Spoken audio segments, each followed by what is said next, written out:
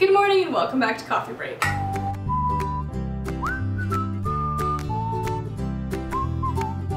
So today we thought we'd talk about some publishing misconceptions. Yeah. I feel like there's lots of different visions and stereotypes out there that may or may not be true. We're gonna do some rapid fire myth busting so that you don't have to spend hours figuring this out on your own. Alright, so first misconception. Writing children's books is easier than writing for the adult market because the books are shorter. No. It just means that every word is worth more, so you have to do even more boiling down. Yeah, I think picture books are very economical in their writing. Like, you don't have a wasted word. And I think that's something that all writers kind of struggle with, and especially new writers. And also, kid readers are not less picky than adult readers. No, I think they're more picky. Yeah. Yeah. Okay, number 2. I need to find an illustrator for my book before I can bring it to a publisher. Actually, most publishers or all publishers probably, will find an illustrator for your manuscript.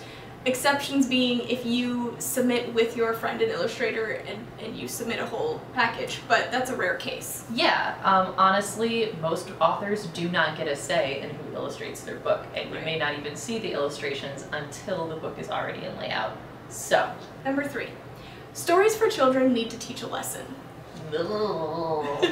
I mean, they can, right? Like, there's nothing wrong with teaching lessons in books. The problem is that when you set out with that purpose, you kind of err on the side of Didacticism. Exactly. Yeah, the book just becomes really didactic, and kids see through that, publishers see through that. Yeah. It's not great for a book. Right. And also, even though there is a market for books that teach a lesson, publishers don't want that to be the only things on their list. Right. Number 4, publishing is all about the front list. Front list is what we talk about a lot because that's the new exciting stuff, but a lot of the money is made in the back list, the consistent sellers that people know are good because they've been good for years. Yeah, I don't know of any publishing company that would be able to survive on just their front list. Right. If you don't have a back list, if you're constantly putting things out of print, you don't have that, that cushion and that foundation to fall back on. Right.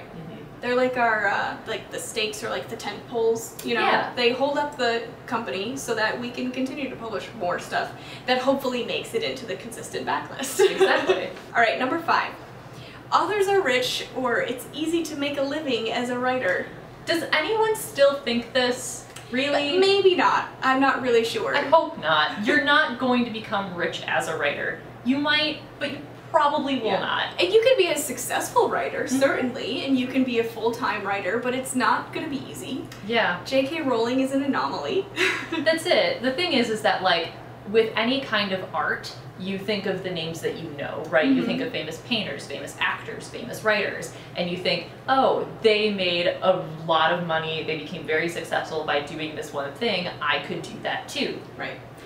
Unfortunately, people don't like to spend a lot of money on the written word.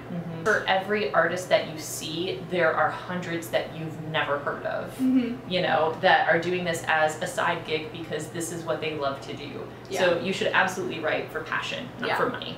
Don't quit your day job. Exactly. 6, because my kids love the stories I tell them at bedtime, I should get these stories published. If you've taken a statistics class, you would know that the children you find immediately around you are not a representative sample set of the market. Yeah, just because your kids like them doesn't mean a prospective agent or publisher will. Yeah, in fact, your kids are most definitely biased towards your work.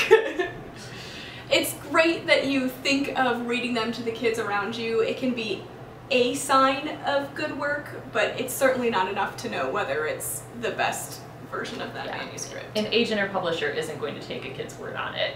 Like, we have to see merit in it for ourselves before we'll agree to publish it. Number 7, a quality story is the only thing needed for success.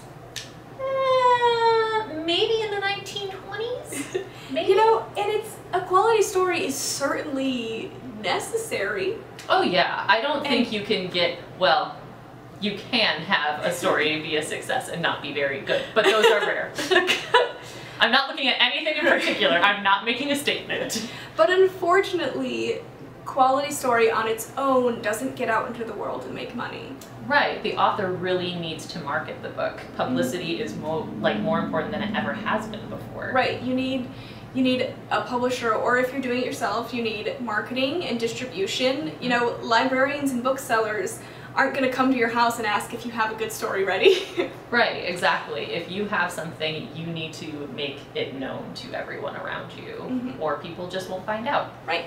Number 8, if my manuscript is rejected, I don't have what it takes. If you've only submitted your manuscript once, that is a terrible view to take, even if it's been a few times. I was gonna say, you could have 30 rejection letters. It doesn't mean you suck. Everyone gets rejected. Everyone. There are so many factors that go into getting published. You could have not found the right publisher yet, or the right editor, or you need to revise again, or any number of things can go into this. Yeah. So, you know, if you're a prospective author, please don't let what we've said today be discouraging. Do not give up. Hopefully we're just helping you not waste your time. Exactly. I think anyone can get their book published as long as they, you know, revise it and have it in the right place at the right time, but it takes a lot of research and a lot of know-how to get it at that point. Thank you for joining us for our rapid fire publishing myth busting. I like that. We're Mythbusters now. Yes. If you have any questions for us about things that you've always believed about publishing and you want to know whether or not they're actually true, leave us a comment on YouTube or on Twitter. We will be happy to respond to you. Yeah, we are at Coffee Break EBYR. Thanks for joining us, and we'll see you next week.